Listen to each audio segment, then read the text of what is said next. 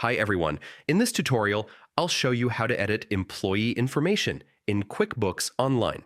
This guide is perfect for HR professionals and small business owners who want to keep employee records up to date quickly and accurately. Start by signing into QuickBooks Online through the official website. Make sure you use a secure connection to protect sensitive business and employee data. Once logged in, navigate to the Employees tab. This is where all your employee profiles are stored and managed. Next, select the specific employee profile that you need to update. QuickBooks makes it easy to find the right profile so you can edit the information efficiently. Now, focus on the emergency contact section. Keeping this information accurate is critical for workplace safety and emergency preparedness. Click the Edit button to modify the emergency contact details. Here you can update the contact's name, phone number, or other relevant information.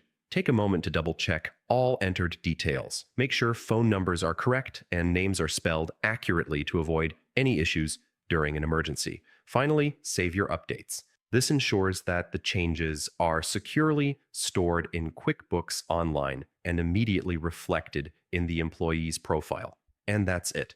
You've successfully edited employee information in QuickBooks Online, keeping your records current and reliable. Thanks for watching, and use these steps to maintain accurate employee data efficiently.